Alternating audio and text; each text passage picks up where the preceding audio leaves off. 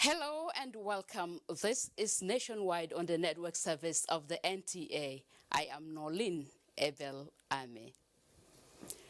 We begin the news by telling you that President Muhammadu Buhari has formally endorsed the candidacy of Pastor Osage Iziamu of the APC for election as the governor of Edo State. Receiving the candidate of the governing party, the president urged the people of the state to massively vote for him towards restoring the heartbeat of the nation on the path to sustainable future. State House correspondent Adamu Sambo has the details. The APC candidate for the forthcoming Edo State governorship election, Pastor Osage Iziamu, was meeting President Muhammadu Buhari for the very first time. He was formally introduced to the Nigerian leader by, amongst others, the chairman, APC caretaker and extraordinary convention planning committee, chairman, Progressives Governors Forum, and chairman, APC Governorship Campaign Council for Edo State. Discussions at the interactive engagement that followed behind closed doors centered on ways and means of ensuring that the APC candidate achieves triumphant victory at the polls. Most importantly, the APC leaders want the conduct of the election to be very peaceful and orderly towards achieving a credible outcome. As we are all aware, Pastor Iziamu is not a greenhorn in Edo politics. He's a grassroots politician, loved by his people, and he went through the transparent process that produced him, and Mr. President has endorsed him, the party has endorsed him. So Mr. President is impressed with his performance so far. For the Progressive Governors Forum, the defining thing is continuity of the All Progressive Congress in governance at the federal and across Nigeria. And we will support our party any day. The president is very, very clear about his expectation of us to deliver our party in any election, and that is what we will do. It could have been a big problem if the governor performed well while governing his state. He could have been an asset to PDP, but I assure you that governor is a liability. So we are ready to fight somebody who has failed woefully in the areas of human development, failed woefully in the areas of providing infrastructural facility to the good people of Edo State. I want to express my gratitude to Mr. President for the reception I got this morning. Very warm, very fatherly. Let me also use this opportunity to debunk the story that has been going around in the past 1 week from the opposition that Mr. President did not want to see me. There's no truth in it. The cooperation I've received is unprecedented. All the governors are practically calling and seeing how they can support. And I'm happy to belong to the progressive family. And I want to assure you that we'll win overwhelmingly. We believe in peace. Our president believes in peace. Our party leadership believes in peace. And we cannot disappoint them. So please, help me thank the president for this love. Edo State governorship election comes up on the 19th of September 2020. From the State House, Adamu Sambo, NTA News. Meanwhile, the All Progressives Congress has urged security services to stay vigilant and be guided by the law in its efforts to prevent a breakdown of law and order in Edo State House of Assembly. The party's Deputy National Publicity Secretary, Ekini Nabina, in a statement, warns all parties and their proxies to ensure peace and adherence to the rule of law and to adhere to the rule of law and their actions. The statement noted that it is illegal to deny duly elected legislators their constitutional rights to represent their constituencies in government, and for the 24-member Edo State House of Assembly, 7 cannot be greater than 17. The APC says independence of the legislature as an important arm of government must be guaranteed and protected without interference from the executive, partisans and other non-state actors, describing the activities of the Edo State government on the State House of Assembly as an assault on the Constitution and the rule of law. In the meantime, the Independent National Electoral Commission, INEC, will withdraw from the conduct of Edo governorship election if the threat of violence escalates and candidates unduly influence the electorate. INEC Chairman Professor Mahmoud Yakubu stated this in an interview with newsmen in Nasarawa State. Whatever we need to do to stem the ugly reports of violence so far, or threats of it, particularly in Edo State, will do so. We'll continue to speak to the actors. The assurance has been consistent with the assurance that we have always given. We are not a political party. We have no candidates in the election. We will jealously guard our processes. But as I said, and I keep repeating myself, anybody who thinks that he can influence the people's choice on election day through violence is wasting his time. If there is violence, we'll simply withdraw and we'll see who will declare winner in that manner. Away from politics to health now, the federal government has assured the commencement of the payment of June hazard allowance for medical personnel handling the COVID-19 pandemic from next week. The Minister for Labour and Employment, Chris Ngige, disclosed this after a meeting between the federal government and the Nigerian Association of Resident Doctors in Abuja. Justin Bemui reports. This was a continuation of the meeting earlier adjourned last week, where the National Association of Resident Doctors had issued an ultimatum citing some issues of dispute. Among these issues was the yet-to-be-paid June hazard allowance to medical workers handling the COVID-19 pandemic. This meeting brought to an end that dispute as the Minister of Labour and Employment, Dr. Chris Ngige, affirmed all necessary arrangements to commence payment have been done. IP's Accountant General Office, the money they have was from 20 billion. But they are running around, government has run around to make sure that we process the payment for June. The minister also met with the Nigerian Medical Association on similar issues and re-echoed the federal government's priority towards the health sector in terms of funding, but decried the lack of will by state governments to replicate such implementations. He, however, disclosed that the federal government will be renegotiating with the associations to renew and overhaul their agreements on COVID-19 hazard allowance, considering paucity of funds. So I intend to bring everybody back to the table next week, all health workers, including NMA. We will have our meeting again with open transparency. I'll ask finance to come. They'll put on the table the budget, the COVID budget, intervention. They will put what they've been able to scoop from contingencies and other things. And we shall all see it. And then agree on a new percentage that will be for the COVID workers. We should also agree, because the first one was a test run on who is eligible to get this.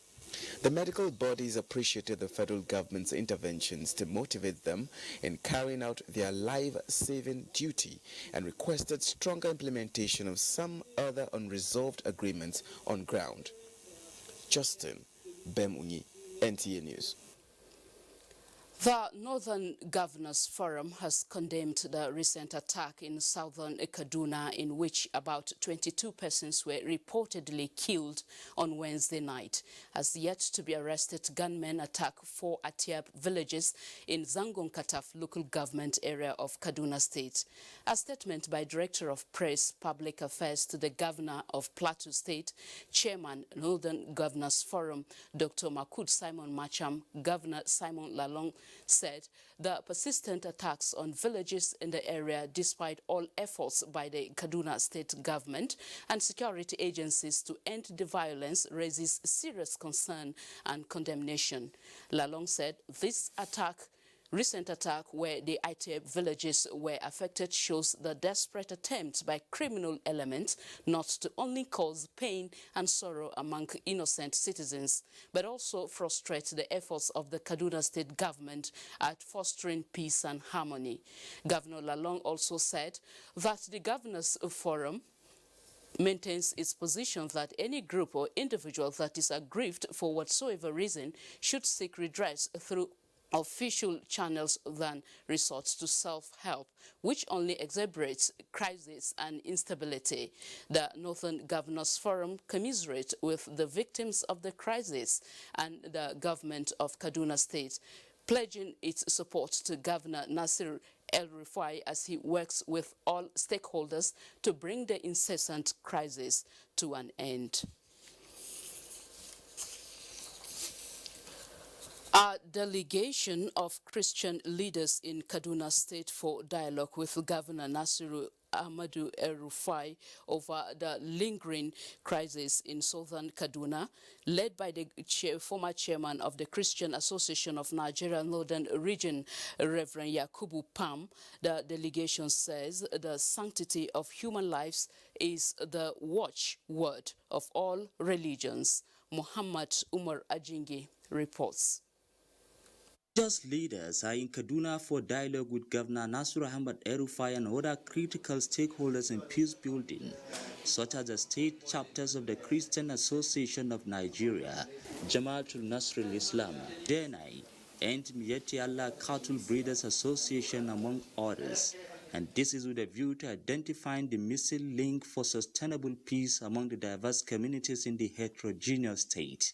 Reverend Yakubu Pam says they are closely monitoring the worrisome situation and admonishes the people to be steadfast in prayers and support of the state government in its commitment to restore lasting peace in the crisis-ridden areas. The words of His Excellency by saying, whatever we agreed at the grassroots with the people, he is ready to implement. For me, that gives me a good sleep. And I want to assure the people of Southern Kaduna that the situation is under control. We will get back to them, we will discuss with them, and then we'll get back to His Excellency. And I have the hope and the assurance that whatever has spoiled before is going to get back on the right track. As the meeting towards ushering lasting peace continues, the delegation appeals for calm and respect for human dignity to break the cycle of attacks and reprisals. In Kaduna, I am Muhammad Umar Ajingi, NTA News. Coalition of youth known as Civil Society Groups for Peace, Justice and Development says what Nigeria needs is peace, not a revolution. Leaders of the groups at a press briefing in Abuja have called on Nigerians, particularly youth, to desist from activities that will make them vulnerable to disrupting government efforts of building sustainable peace. The civil society group solicits support from the youth to enable government at all levels achieve the mandate of tackling the challenges of insecurity, economic empowerment and social development, which are being addressed. With Nigeria not an exception, we cannot claim ignorance of the many good efforts of the government towards making Nigeria work again. Nigeria is not a banana republic, and individuals who see it as such must be made to face the relevant section of the law. The post-COVID-19 loan that has been given by the CBN was actually meant for the youth, so that the youth can also access the loans. And we are not saying that the government have delivered 100%, but all we are saying is that let peace reign. The coalition of youth groups, however, called on the security operatives to identify and punish individuals or groups found undermining the collective existence of Nigerians. Land disputes, tribalism, political differences are identified as some of the factors fueling the more than 40 years unrest between the Jukun and Tiv people of Taraba and Benue communities that have led to instability. To ensure peaceful coexistence, the Foundation for Peace, Hope and Conflict Management, in partnership with Women Interstate Peace Building Initiative, put up a conference to bring in lasting peace to the community. Serafina Okon Umekwe reports.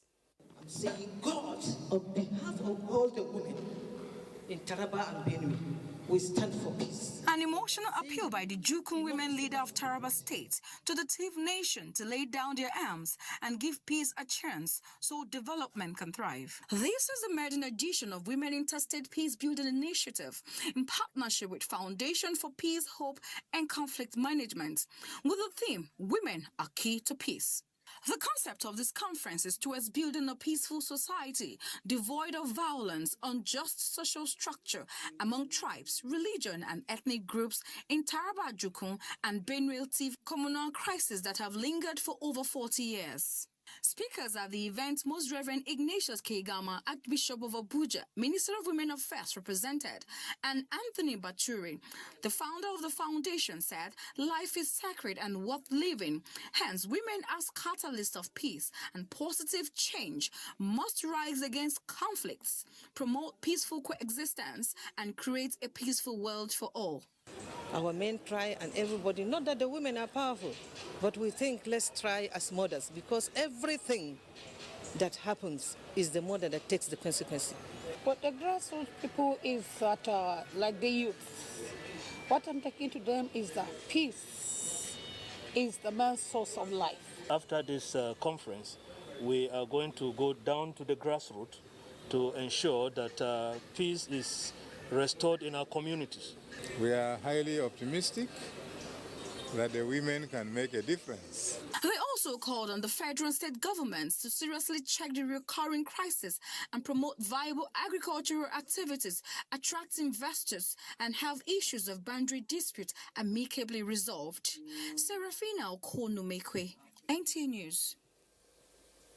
A special offences mobile court sitting in Abuja has fined music star Aziz Fashola, popularly known as Naira Marley, 200,000 naira after he pleaded guilty in a 4-count charge bordering on flouting the restriction order on movement during the coronavirus pandemic.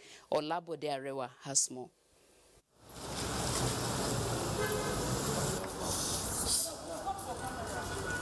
Aziz Fashola was arraigned before Magistrate Idayat Akoni for flying into Abuja on June 30, 2020, and owed in a musical concert in violation of COVID-19 restrictions.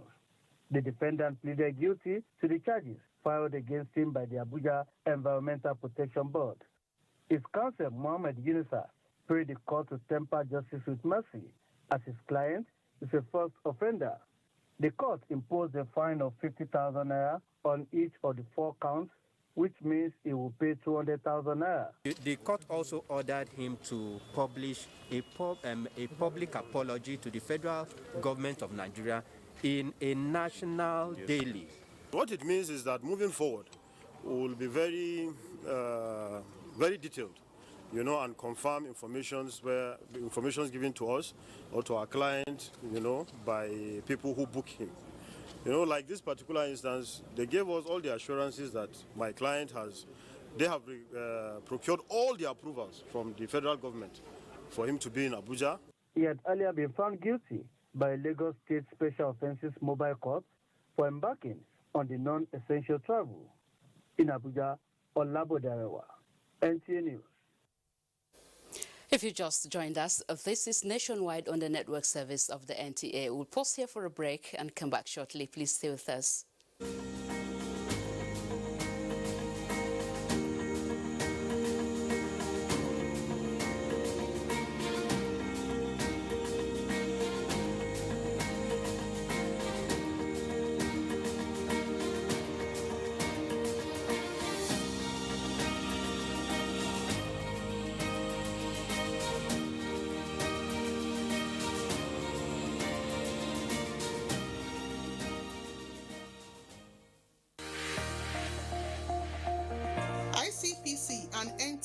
say you can help Nigeria to flatten the curve on COVID-19, just as you can help flatten the curve on corruption. Follow transparency, accountability, and integrity just as you follow health guidelines. Stay home with integrity and maintain your distance from corruption, just as you stay away from COVID-19 by maintaining social distance.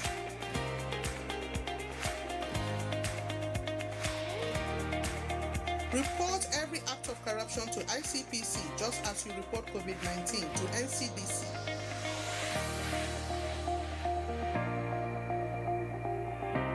Stay away from corruption. Stay safe from COVID-19.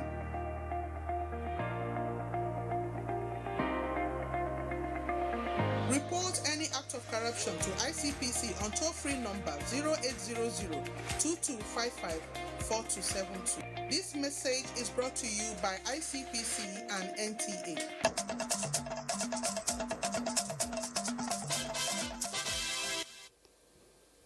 Thank you for staying with us on Nationwide. More reports with Adiola in Lagos. Hi, Adiola. Hello, Nolan. Good to see you. Muslims across Lagos State have recommenced worship activities this Friday following the lifting of the ban on religious gatherings by the state government. The mosques in the metropolis recorded 50% attendance.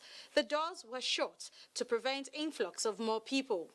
Compliance to safety protocols was observed with hand washing, physical distancing, and wearing of face masks. The worshippers, who were excited to be back at their official prayer centers, promised to abide by all safety guidelines for the prevention of coronavirus. More details in our subsequent bulletin.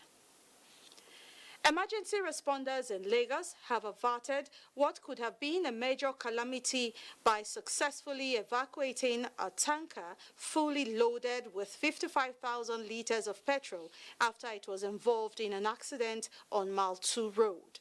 Becky Madujemu reports that one life was lost in the mishap. The accident occurred in the early moments of Friday on the bustling Mile 2 stretch. Emergency workers had to be on top of their game to prevent a combustion. In their explanation, the tanker conveying the highly inflammable liquid bumped into a gaping pothole. The impact rocked the truck, which fell sideways, flooding the road with its contents. The road is bad, so tanker to fall down. So you can see the last mile, every other things are there, working to ensure that they pick the truck safe. So I think they are doing a great job. The road up this morning, cannot do any work. So now serious road up. The driver and his assistant reportedly took to their heels, leaving behind a yet-to-be-identified female passenger whose lifeless body was found pinned to the dashboard. Rescue agents say her remains have been deposited at the morgue. We are appealing to the drivers that they should not be reckless in the way they are driving the articulated route.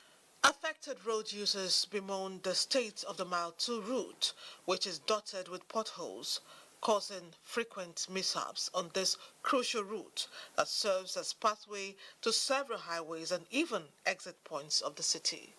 In Lagos, Becky Madujemu, NTA News.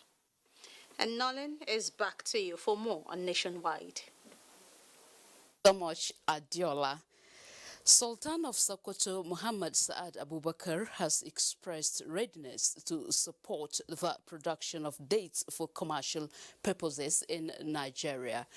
He was speaking while receiving the Emir of Pindiga and patron of National Association of Dates Farming, Processing and Marketing Alhaji Muhammad Sayoji Ahmed at his palace. Dalhatu Abdullahi has the report.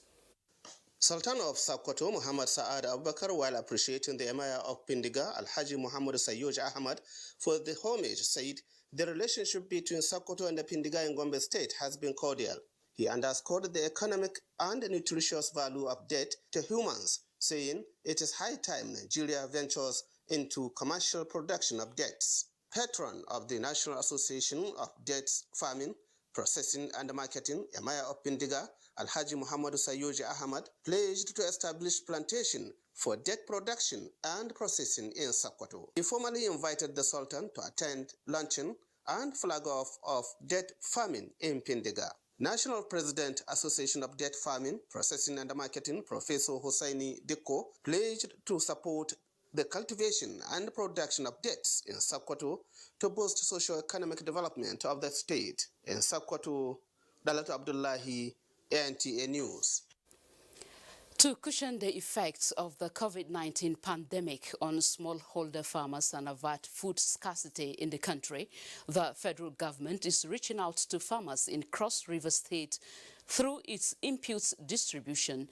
The initiative, which is the fifth in the series, also aims to sustain agricultural production, improve resilience of farmers and ensure food security. Justina Etim reports.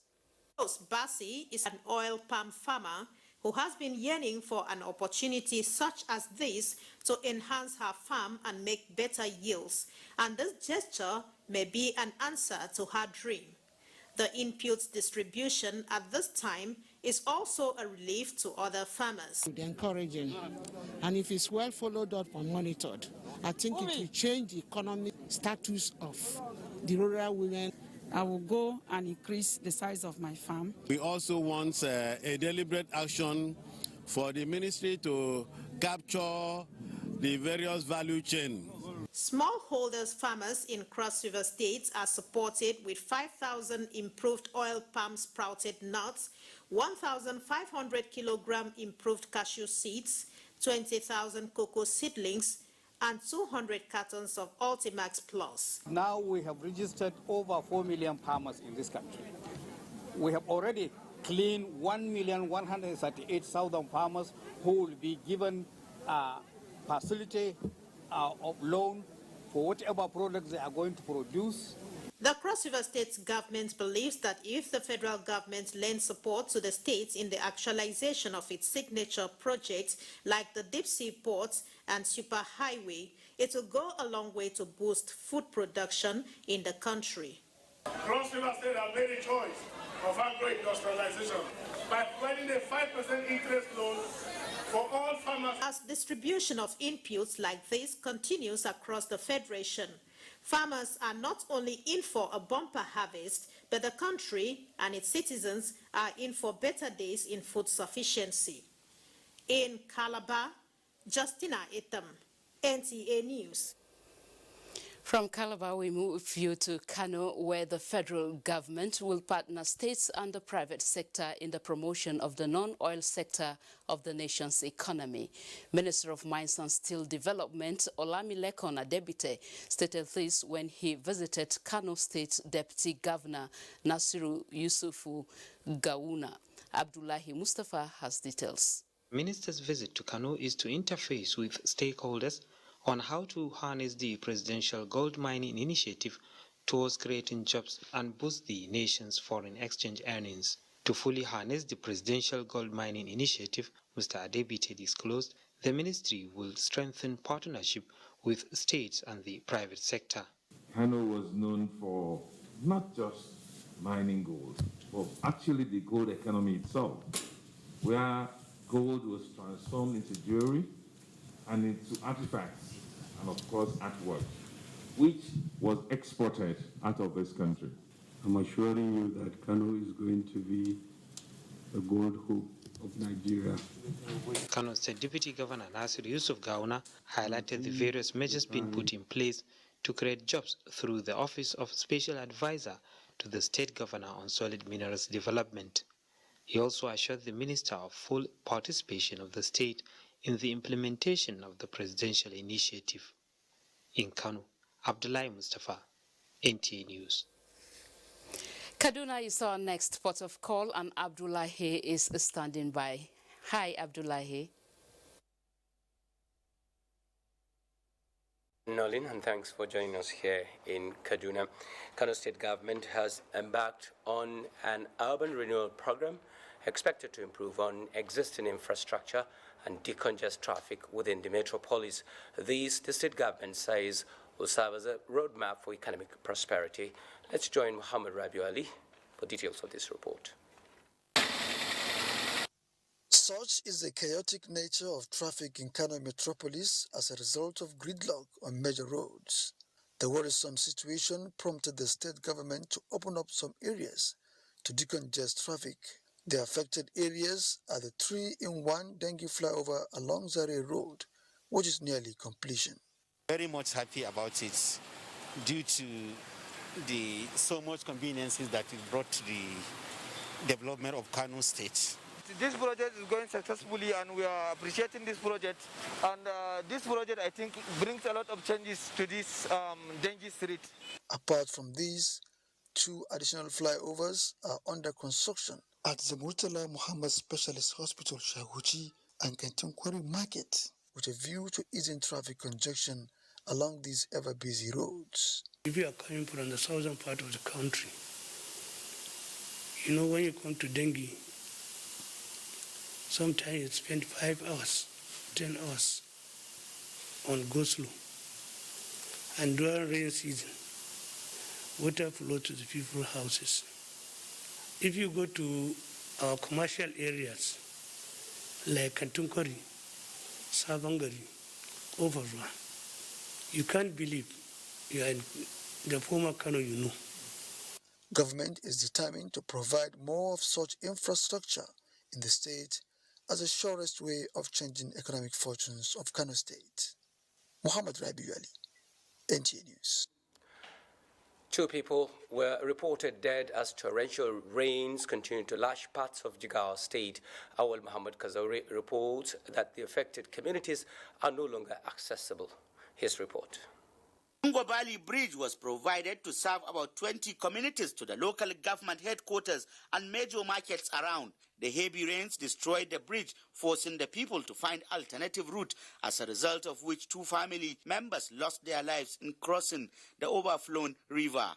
People of the area who are worried about the development said they can no longer transport their goods to markets and report the sick to hospitals. As they explained to NTA News, the only alternative is to travel through Ningi in Bauchi State. We call on the government to hasten the repair of the bridge because we are in danger.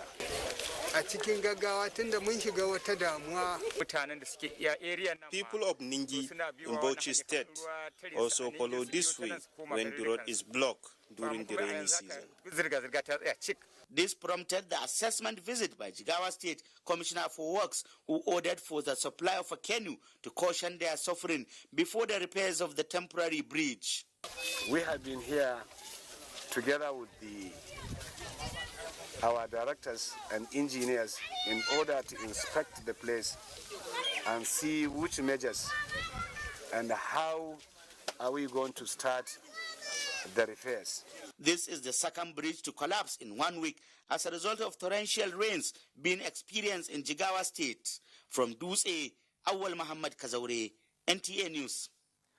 And that report from Jigawa ends nationwide from here. Lolin, back to you. Thank you so much, Abdullahi. Chairman, Senate Committee on Science and Technology, Uche Kunife, is advocating allocation of more funds to enhance the performance of technology incubation centers across the country.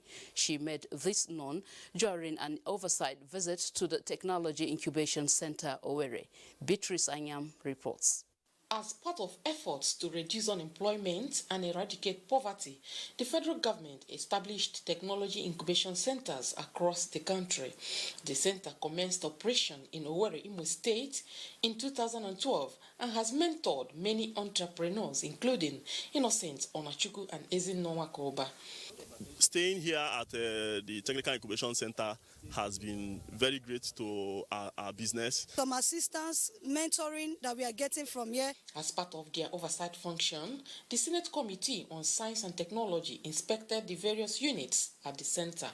where the chairman of the committee, Uche Kunife, admitted that incubation centers can contribute immensely to the nation's economy if well funded. I can see staff that are ready to work. If the government does not fund this, there's a limit to what you can do. And to see areas where we can support them legislatively to continue with the functions and the work they're doing. Whenever it rains, the entrepreneurs cannot do carry out their production. In Owerri, Beatrice Anyam, NTA News.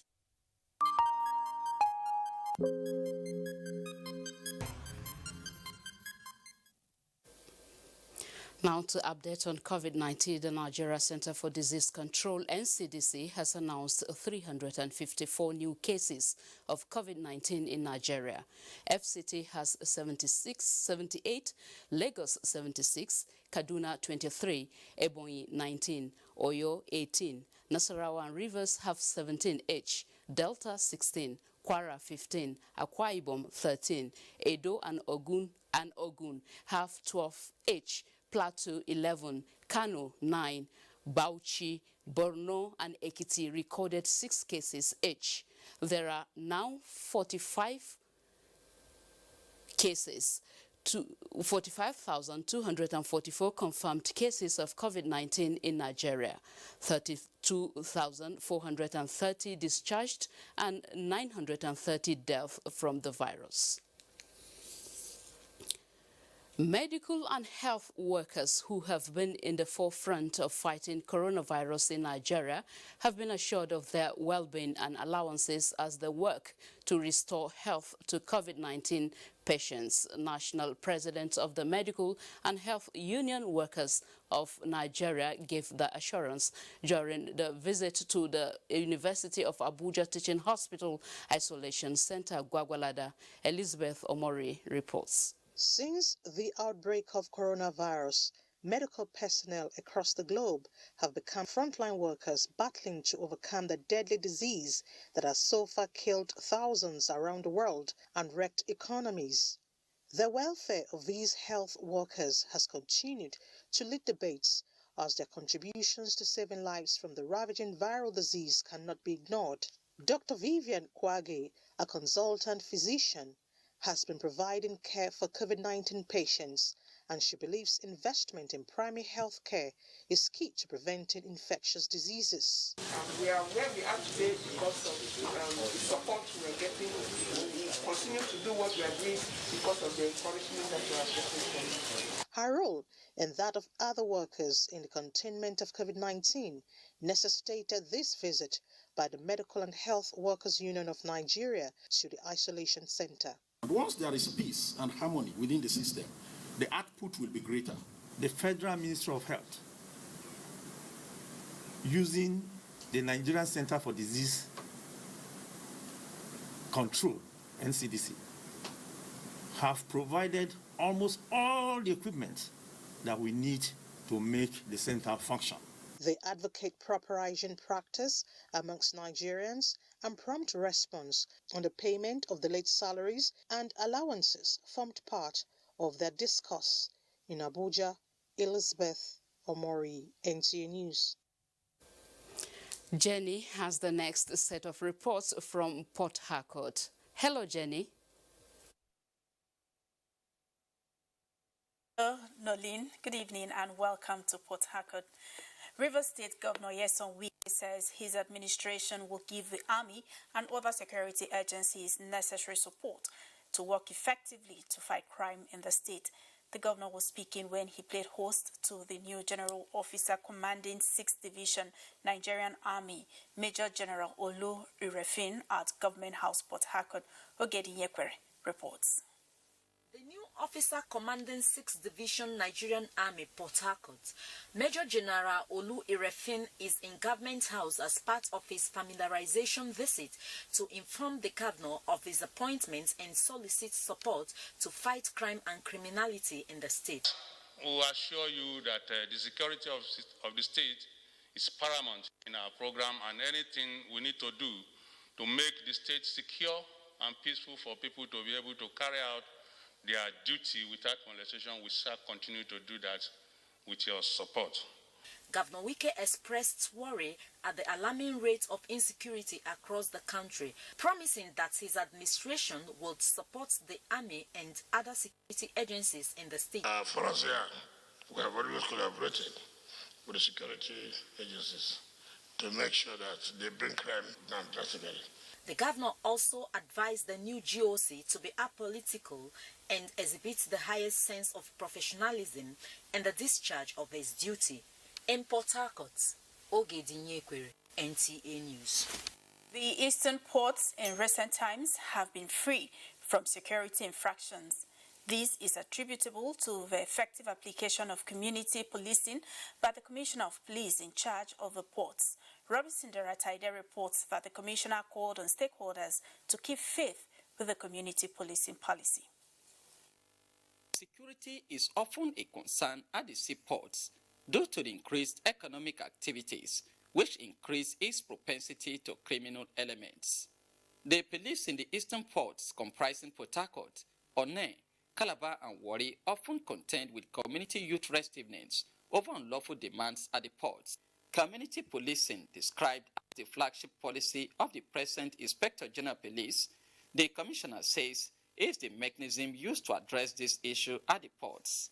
We encourage them to let their youths know that this is not the era of taking laws into your hands. The police chief urged community leaders and youths to cooperate with the Nigerian police to continue to improve security at the ports, reminding officers of the importance of community policing and personal discipline.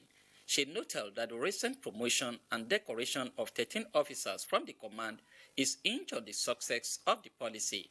In Port Harcourt, Robinson Derataide, NTA News. And that's it from here. Nationwide will continue with Nolene after the break. You can follow us on all our social media platforms: Facebook at NTA Network News, Instagram at NTA Network, Twitter at NTA News Now, YouTube at NTA News Online. Or visit www.nta.ng. For live streaming, visit www.nta.ng/live. Now, you can stay updated on the go, be it on your TV, iPhone, laptop, or iPad, or download the NTA mobile application from your Play Store or App Store. NTA, you can beat the rich.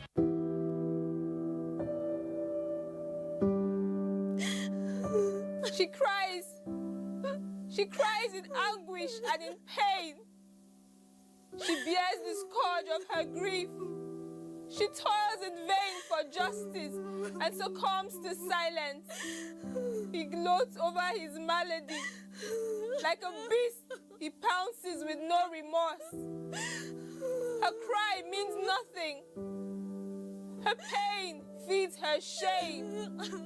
Like an orphan, she's left to grieve in solitude. But no more will she cry in vain.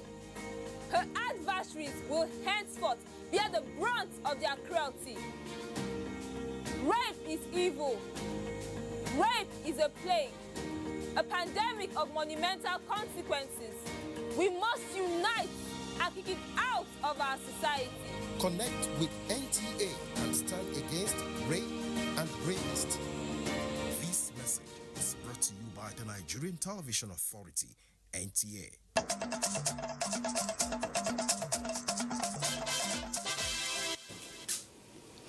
We now join Lanre in Ibadan for more reports. Over to you, Lanre. Thank you, Nolene, and welcome to Ibadan. Over 2,000 small and medium enterprises, as well as the vulnerable, are to benefit from the Osun Seed Loan after an intensive training aimed at creating direct jobs in the state. The state governor, Boyega Oyetola, made this known while inaugurating the post-COVID-19 economic intervention program of the state. Joshua Ogunjide reports. COVID-19 in the past 6 months has dealt a big blow on the economic lives of nations of the world. As the world continues to grapple with the pandemic while recovering gradually, the Osun State government is thinking post-COVID-19 as it sets aside a sum of 100 million naira as seed loan to credible medium and small-scale enterprises as well as vulnerable citizens of the state under the post-COVID-19 Economic Intervention Program. The state is partnering the Small and Medium Enterprises Development Agency of Nigeria, SMEDAN, and the Bank of Industry, BOI, in sponsoring the entrepreneurial development training. God willing, the state government will continue to provide necessary assistance to our people in the state of Osun. I would like to appeal to the beneficiaries of this program to make judicious use of the opportunities it offers for their individual and collective benefit. 2,000 beneficiaries will be tutored on 3 course trainings for the next 3 weeks beginning from Monday in 2 centers per senatorial district with a view to generating 15,000 jobs directly and indirectly annually. Governor Boyegontala also inspected the intended vocational training workshop located in Oshobo. Joshua Oguchidi, NTA News. The federal government conditional cash transfer is to commence in Oyo State any moment from now. This follows a training program for the officers of the scheme in Oyo town. Correspondent Funke Amole's report is here presented. Household Upliftment Program, otherwise known as Conditional Cash Transfer, is a federal government initiative that is aimed at lifting the poor and vulnerable households out of poverty and to cushion the effect of unemployment. The objective of the training is to sensitize people, make sure that when they go out to the field to distribute the cash to people, they do their work as they are supposed to do it. Our expectation after this training is that the cash transfer facilitators will have a better understanding of how we are going to implement the livelihood component.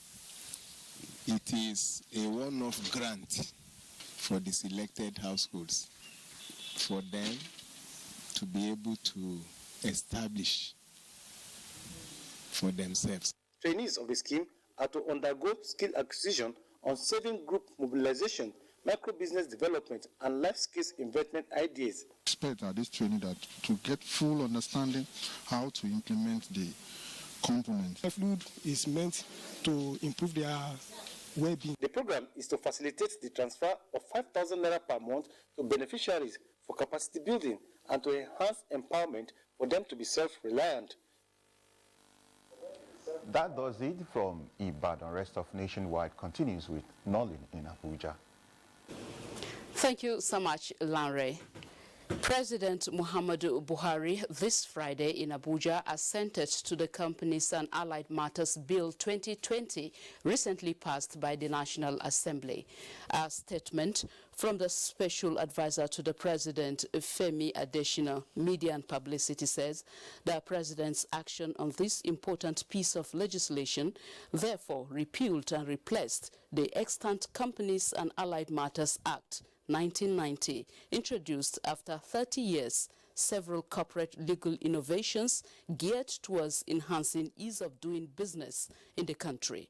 It adds that such innovations include filing fee reductions and other reforms to make it easier and cheaper for small and medium-sized enterprises to register and reform their businesses in Nigeria, and also allowing corporate promoters of companies to establish private companies with a single member or shareholder and creating limited liability partnerships and limited partnerships to give investors and business people alternative forms of carrying out their business in an efficient and flexible way.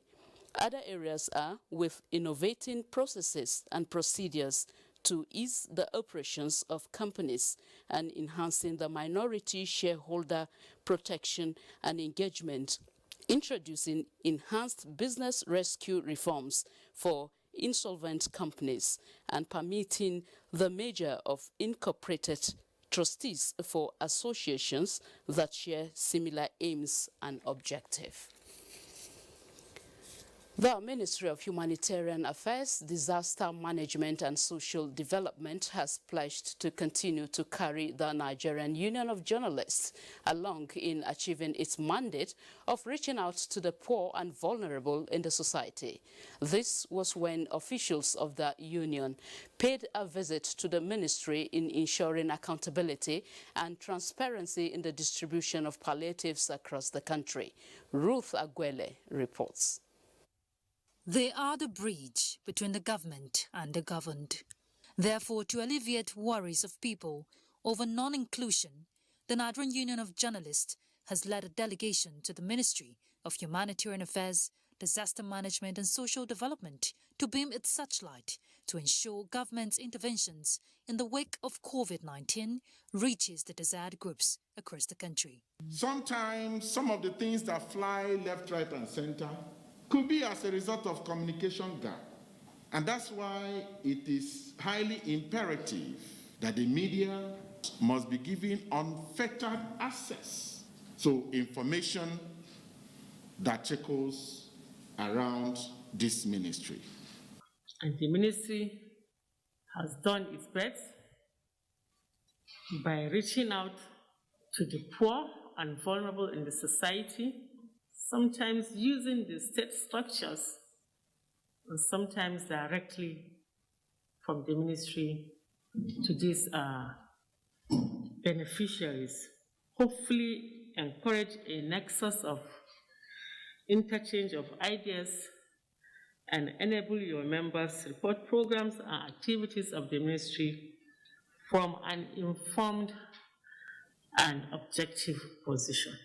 Beyond the visit, the dialogue continues as the ministry pledges its continued engagement with the NUJ in fulfillment of its mandate. In Abuja, Ruth Agwele, NTA News. The Joint Action Committee of Non-Academic Staff Union of Universities, NASU, and Senior Staff Association of Nigerian Universities, SANU, are threatening to embark on strike as soon as universities shut down as a result of COVID-19 pandemic are reopened if their demands are not made. Kenneth Nanim was at the briefing where the unions issued the threat. Delays in payment of salaries, non-implementation and withdrawal of extant allowances as agreed with the federal government in 2019, non-payment of arrears of the new minimum wage, irregular deductions and non-remittance of check-off dues are some of the issues the unions are asking the federal government to address. The unions pointed out that despite enrolling into the Integrated Payroll and Personal Information System (IPPIS), issues of irregularities in payment of salaries still persist. They are therefore seeking a University General and Peculiar Payment Platform (UG3P) as option. Unless these items listed above, all these corrections done by IP's office, unless they are done, any day you the federal in the class that lockdown is eased in the university sector will start strike. It is worthy of note that our industrial action is exclusive to us and is not to join any sister union on strike. The unions, however, expressed willingness to continue dialogue with government to avert imminent industrial conflicts. Kenneth Nanim, NTA News. And next is sports with Ayodeji.